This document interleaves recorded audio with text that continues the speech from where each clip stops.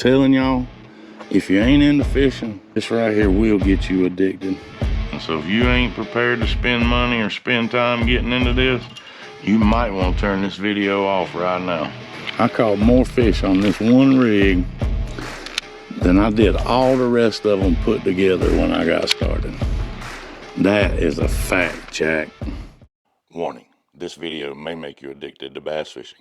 This channel is not responsible for failed relationships, overspending on gear and boats, calling in sick to work, and possibly losing your job. We forego any responsibility for any loss because of your addiction. I guess we're going to start with the gear, the rods and reels. This is where we started at. This is a Berkley HD cherry wood, medium heavy. It's about a $50 rod, man, and it's very fishable when you're first getting started. And I have that paired up with a Lews Classic Pro 7:4 gear ratio. We got these, a couple of these on sale. They were about $50. So all in all, we have $100 in this combo. And it's very fishable. The only thing I want to point out is if you're messing around with a little bit of the low end stuff, one trick you might want to try to use is fingering your line, no pun intended. But if you'll take your thumb and your finger when you're holding the line right here, you'll be able to feel that thump thump a little better. And trust me, if you stick with me a little while, we're going to learn that thump thump, and that's what's going to get you addicted to it.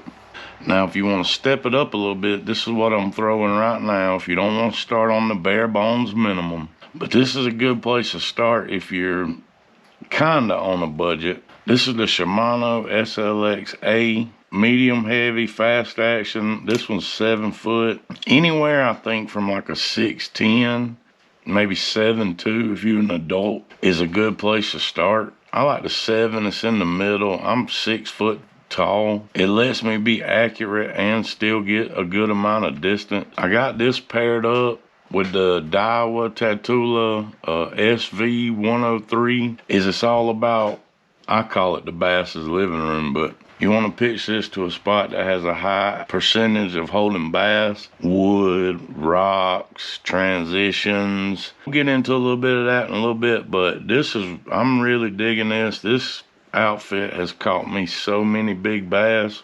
Of the 6 years I've been back bass fishing pretty heavily, the first 2 or 3 years I could not get away from this rig. It truly had me addicted because it just catches bass.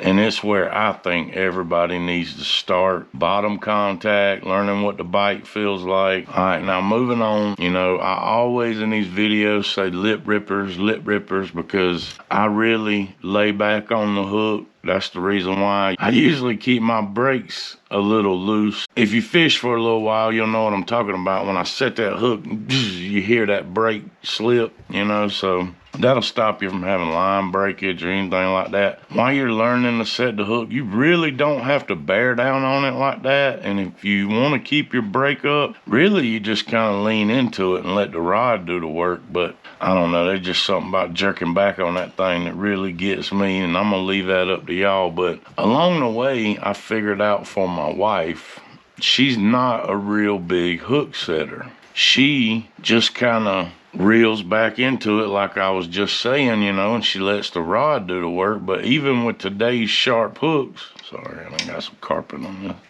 Even with today's sharp hooks, I mean, these Gamakatsus they'll tear you up. Since I've done this, her landing ratio has probably tripled. This is a Daiwa Lews 3000. But what I did is we have her on a medium rod.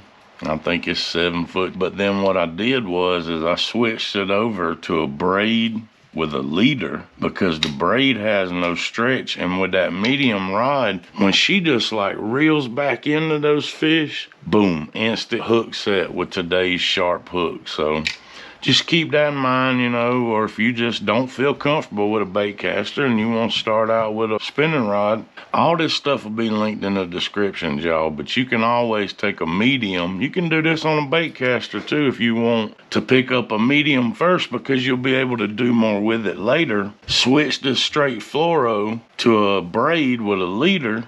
Keep that brake turned up a little bit, and when you just reel into it, today's sharp hooks, I mean, they'll do most of the work for you, man. Like, them things are, I mean. All right, y'all, let's learn how to tie a knot. If I'm gonna just be throwing straight fluoro, I'm probably going with a 10 or 12 pound. My favorite is P-Line Tactical. It's a little more expensive than the other stuff, but trust me, it's worth it in the end, I believe. If you're going braid to leader, I'm gonna throw some kind of braid. Today I'm just grabbing this yellow high vis, hoping that this will show up a little better than that fluoro. Just grabbed a pack of worms. I'm gonna tell y'all, the speed worm, let's get back to that later. Let's tie this thing up first. Of course, you got some sinkers. These are tungsten. We're gonna grab some hooks. Let's grab a peg. All right, let's show y'all how to tie this knot. Just gonna show y'all real quick how to tie the Palomar knot. Your dad probably tied the clinch knot, but as far as learning a knot, if you don't know it, I'm about to show you the easiest one to throw here. When tying off the Texas rig, first thing you want to do is get your peg, slide it through there. I don't like to pinch it too close. What I want is that to be cut off when I tie my knot. So I'm gonna start out like that. You put that through the line. Then once you pull the peg onto the line, boom, it's there. Now, if I was fishing this, I'd probably wet this line. Now what I want to do is I want to take my bullet sinker and I'm going to put the little end towards the peg. Bam. And you'll come out with something like that. Now grab your hook. I got a 3/0 round bend worm hook because this is just what I got laying out. This is actually the one I fish the most, but depending on where you at in the country, you know, this is the one thing I can't tell you, you know, what you should be fishing. You know, some people are going to fish a creature bait, you know, because they got more crawls. I like that speed worm. All right, now here's what we're going to do. Some people will tell you to fold this line over and push it through, but I don't like doing that because that damages your line. So what I do is I put it through, pull me out a little bit, and then I run it back through the line. Then you're gonna wind up with something like this. Right? You're gonna have a loop on one side that hadn't been pinched, and then you're gonna have a tag in your main line on the other side. Now all you wanna do here is tie a simple overhand knot. You want to make sure that the knot looks right when you're cinching it down. Right here, I'm not going to do this in the video because that's nasty, but right here, I don't like to pull that knot down all the way, but I will lick it. You want to keep that line, you know, lubricated. Spit on that thing, you get me? And then what you want to do is you're left with a loop here. Now all you have to do is pass this hook through the loop. Get it back over on top, hold it up like that, and I'll lubricate it again right here if I was going fishing. But then all you have to do is pull that all you have to do is pull that main line and the tag down until it's cinched down like that. Then you take your clippers, or I got clippers here, but a knife works better on braid, but clippers works fantastic on fluoro and mono. And that's what you should be left with. Now you want to take your peg, let your sinker fall down, take your peg, move it back down to it. And in a little bit, we'll talk about why we use this peg. Had a little malfunction on my peg there. I guess it's good I ain't going fishing, it's just instructional purposes. And that's what you're left with right there. Easy peasy, man. Like, if you going fishing with me, break this video out and watch this because I don't want to have to tie this on for you. All right, now I'm going to take y'all even one further. And I got this speed worm right here. All right, here's what we're gonna do. You see that thing lays flat. Keep that worm hook turned towards. Take this hook and you wanna run it right through the top of that thing, right through the center. And then you wanna come right out the corner about 1/4 of an inch. All right, now here's the crazy part. Just stick with me. As you're sliding it up, and this is why this is an offset round bend worm hook, is right when you get up here, you want to turn that and push it up. Then you see how that worm will lay flat across that? And then right where that thing lays flat, pinch it. Then I want you to pull it down, send that hook through that bad boy. Make sure that it, and this is important, y'all. This is very important. You want to make sure that thing looks super straight when you lay it out. Boom. You just tied your first Texas rig. Now nobody's got to do it for you again. Get some of that. The reason why I pegged this thing is because when I'm throwing at limbs, rocks, anything like that, for years, like when I used to fish before with my dad when I was little, like we used the big old lead ones. There was no tungsten, but nobody pegged these weights. That weight just slid. What that allowed to happen is when you would get into a tree or something, the weight would fall down before the worm, and then when the worm would come down, it'd get wrapped around a limb. Boom, you're stuck. Or the same way with a rock. It'd fall down in a rock, then your weight's stuck. There's also a time and a place to not have this peg. And this is why I say peg it instead of not pegging it. If I'm at a lay down or a tree or something like that, I'll pull this thing down just tight as I can to it. That way, when this thing comes down, it's all coming together. When I pull my worm and stuff up, it's all moving together. If I need to come over a rock and I jerk this thing up, it's going to come over that rock. But in the same breath, I'm going to back up and tell y'all a little priceless trick right here. If you're worming and you're first getting into this, you're moving this thing on down the bank, you're moving away from a lay down, you're just on let's say a sandy flat. Here's what you do. Pro tip, take this peg, slide it up your line, 12, 16 inches, something like that. Then you see what happens. The reason why we do this, because when this thing floats to the bottom, the hook lands there first, and it lets the worm flutter down a little bit. You pop it, boom, they connect, comes back up, then the worm flutters down next to the bottom. All right, but don't forget, when you get back to that tree, you might want to pull that thing back down because it will get hung up a lot more without that peg. Now, getting into this, there's a reason why I chose this speed worm. And if you'll see the way that tail's made, it has an awesome little flutter like a bait fish when you're swimming it. I mean, it's probably the precursor to the swim bait. Like, I don't know that for sure, whatever. But as you'll see right here, like, this thing is a triple threat. You can pitch it at laydowns. You get that action. You can hop it off the bottom like we just talked about. And on the flutter, you get that action. But also, as you'll see right here, I throw it at this dock. I'm just popping, letting it fall, letting it go down. You know, there's no structure down there. It's just a dock. But as I'm swimming that thing back, I'm swimming it. I get close to the boat. I speed that thing up. Pow! That thing gets hammered on the way back. So a speed worm, if you're just getting started and you don't want to spend a lot of gear, it's an awesome place to get started, y'all, because, like I said, it's a triple threat. All right, moving on. All right, guys, I'm gonna welcome y'all back. I had a couple hours after work, so I wanted to run down here and go over a couple of these with trees with y'all. Now, here's another pro tip. I didn't want to leave this out. Y'all see this spike it right here? I want you to drop that thing down in there and just get that tail wet. I always like to dip it in the water after that. All right, now here's what we're gonna do. This is a real rocky bank underneath the water right here. It's just sand with scattered rock. What I'm gonna do is I'm gonna take this peg, I'm gonna slide it up maybe 12 inches. All right, another thing I'm gonna let y'all know is when you're reeling that peg up, let's put that down a little bit. 12's good right here. This water's not too deep. When you roll that thing up, don't roll it all the way up to that eye. It'll cause you problems later. I'm sling that thing all the way at the bank. Let it fall.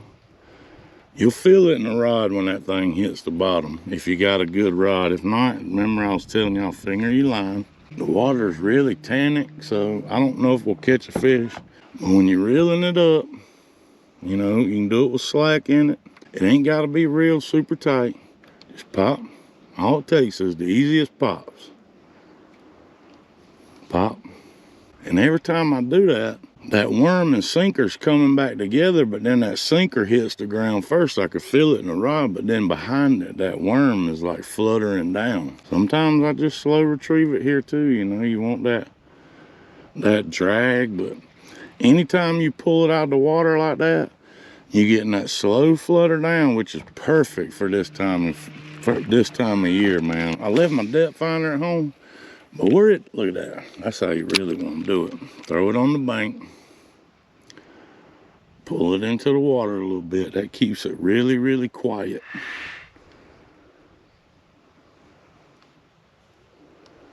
Pop. Just gonna pop, pop.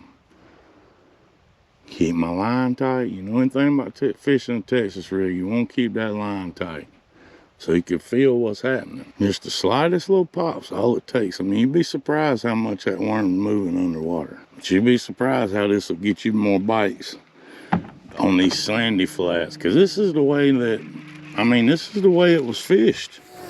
I mean, the Texas rig with a peg when I was growing up, shoot, reel that thing up a little bit. When you're fishing a Texas rig, you'll always hear people say, tight lines, tight lines, tight lines.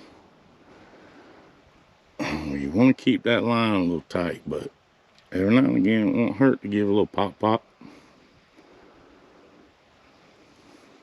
You can feel when it's on the bottom. And if you drag it off and it's floating back, it's still going to be a tight line. So, I mean, you'll get the feel for it. Right now, I'm just kind of dragging it back to the boat. Just trying to vary it up, man. Like you don't know what they want until they tell you. Keep your rod tip high. That's another important thing, so you don't get stuck on a lot of stuff. I mean, if you feel the bite, you know, I like to double check, make sure they got it, so then I'll reel down to it. And once I reel down to it, I know they got it, then it's bam, it's all hook set. I really wanted to show y'all about pulling this peg up and giving this thing a little pop. Sometimes it can be the difference between catching a fish and not, you know. See this lay down we about to roll up on? In just a second, I'm gonna pull this peg down. I'm gonna show y'all how I fish the lay down. All right, I don't know about y'all, but when I'm picking apart a lay down, this is the bank or from the boat. I've always been told that the bass is gonna be in the best spot. So I'm gonna try to hit that crotch first. And right there, that thing branches out underneath the water. So like, all I'm gonna do is let that thing fall. Let it fall good. I'm gonna give it a pop pop. Try to get him enticed. All right, you see it's already on the limb, how the line goes straight. Pick it straight up and let it come over that limb. Let it fall again. There's more tree down there than it looks like. So as soon as it hits the ground, pop, pop. Pick it up and let it come over the other limb. And back at the boat. All right, so now I'm gonna start working the tree around the sides and in the back. Normally there's some bluegill here, even if there's not bass. Y'all see how I pulled that peg down? Hope there's a limb. Gotta pull it up over the limb.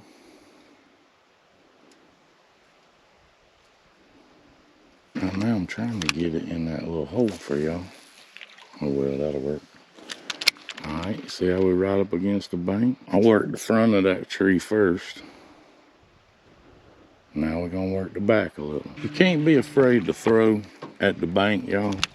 I got the guy that got us started fishing said, if you ain't trying to get stuck, you ain't fishing. And he's right about that. You see that crotch? I don't know if y'all can see that, but there's the crotch. Oh, there he is. Oh, shit. Must have been a bluegill. Must have been a big old fat bluegill or carpy. I'm telling y'all right now, though, there's no mistaking a fish biting, though. None. When that fish, even that little brim or whatever it was, you'll start to learn Fishing the Texas rig, you'll start to learn the difference between wood, rock, and when you're first getting into it, you know, you can be like, oh, there's a bite, and it'll be rock or wood or something. When really it's not. Just learning to find structure with it. And I think that's what makes this Texas rig so deadly. It teaches you how to feel the bite, how to find structure. Like, I don't really worry about popping it too much when I got this peg down and I'm fishing trees, because it falls over the structure. Like if there's a limb down there, you pick it up over it like I was talking about, there's all kind of limbs over there. There's a tree the rest of that tree y'all see on the bank is completely under the water right here. I'm gonna tell y'all right now, I mean, everybody, you know, talking about fishing this depth and that depth, but every single big fish that I caught has been right in the shallowest water. I'm gonna say that fish over there was a brim or a crappie. But when you figure out the bite, there's no mistaking it. I mean, it might have been a bass, but whatever it was hungry. That's for sure. I'm gonna work the outside tip of this thing. Caught a lot of fish off the outside tip of this one. It's all about getting that angle though. See how I pulled that right over that limb? Now I'm gonna let it fall again. Most of the time, this is where you're gonna get most of your bites. Right when it falls over that. It's like the fish are just waiting on it or something. I never used to pull that peg up, but I always do it now.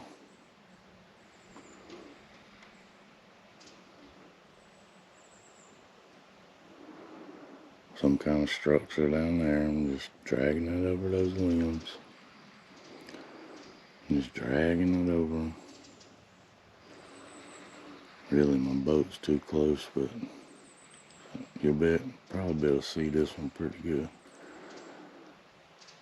I'm gonna get to that limb. I'm just gonna pull it right over it. Let it fall. Boom. Fishing the Texas rig 101, y'all.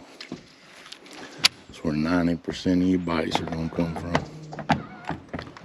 Anything that looks different, you want to throw at. Like, notice them cedar trees there.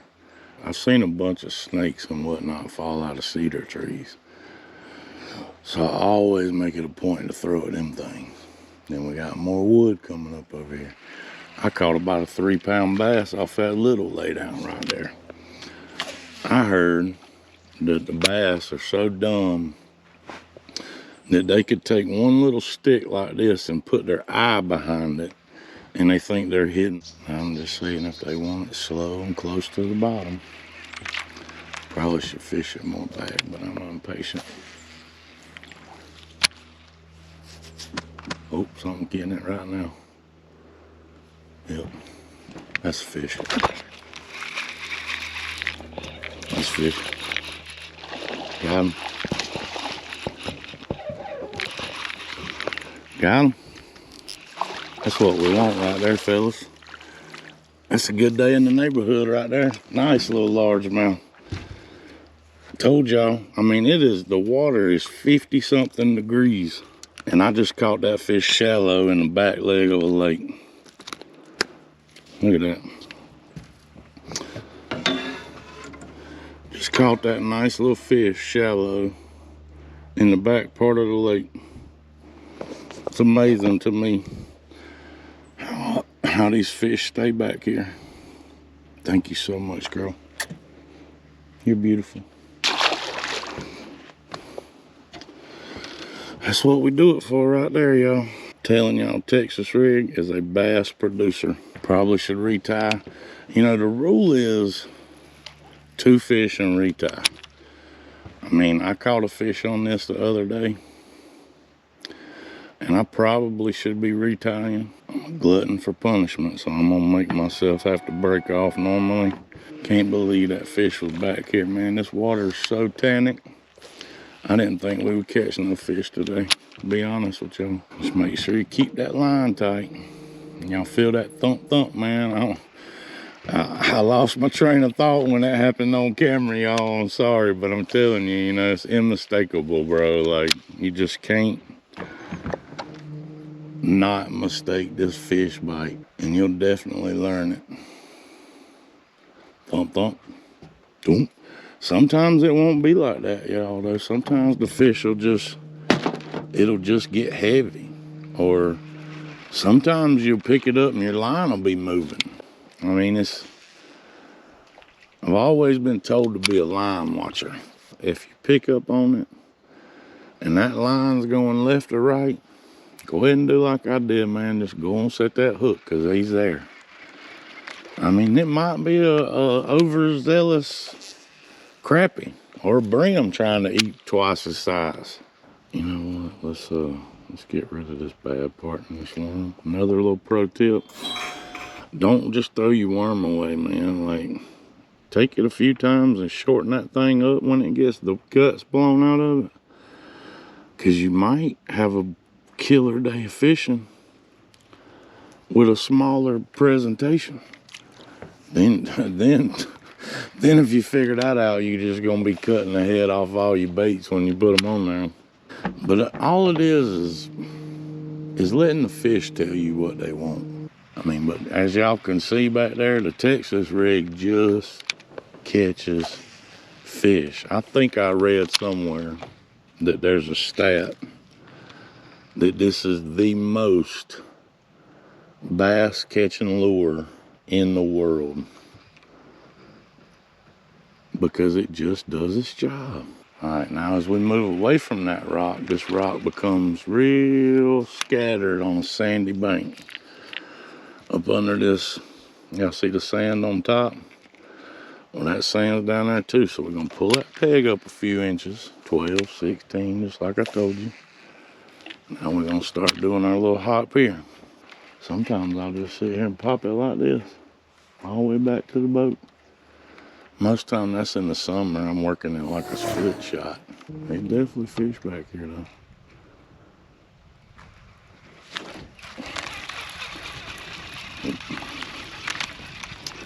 Just felt heavy, so that's another teaching point. Let y'all know them hook sets are free. You do not have to pay for them. So if you break a line, you get stuck, like it's better to know than miss the fish. If that makes sense. Y'all ever watch old Sesame Street? Old Bert and Ernie used to say, hey, you don't catch no fish, and all you gotta do is say, here, fishy, fishy, fishy. Here, fishy, fishy, fishy. Anything that's different is what I was told, is what you want to throw at when you Texas rigging. Anything that's different. Transitions, rocky points, lay down, sandy flat. I'm telling y'all right now, there's a brim or something. Brim or something had it. You could tell a brim though most of the time, because it's more like a thunder cricket, and a bass is normally doom doom. Just no mistaking that bass bite. If you'll take this stuff you learn and know and you'll apply it throughout the spring, oh my gosh. Now, I mean, don't get me wrong, you still gonna catch fish doing this in the fall. You'll catch fish doing this in the winter. I took my buddy Buddha in that one video. I had the same rig on it, a little bit bigger weight, and I was throwing this thing in 25 foot of water. I caught the biggest spot I've ever caught. Such a beautiful day out here. Damn, same cast a while ago.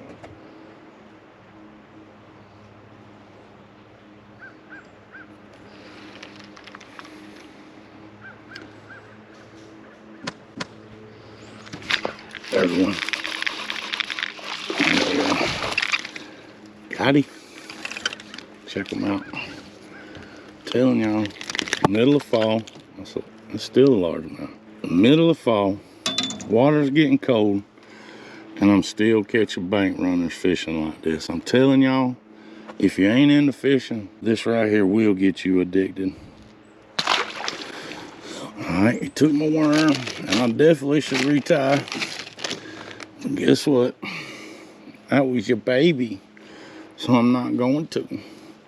I want to help people but I had to watch a bunch of different videos when I got into this to figure out what I figured out. And I wanted to put it all in this video for y'all. Like,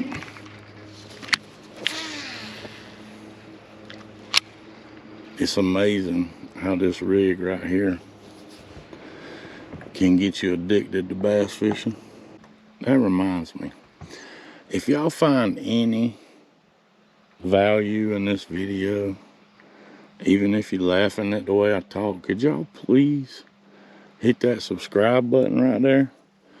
It would mean the world to me to help me keep making these videos. Please, y'all, like, share, comment, and I'm just a little country boy. I'm definitely not a pro, but he loves making these videos for y'all, and I would love to keep making them. I really want to thank y'all for sticking around to the end of this video. It's a little series that we're starting, and I think we're gonna do either crankbaits or spinnerbaits next, because that's kind of the direction we took. But while we're working on that, why don't y'all check out one of these two videos, because it's got some of the gear out of this one. See y'all next time. Got videos with all my kids fishing. It's just a good time, man.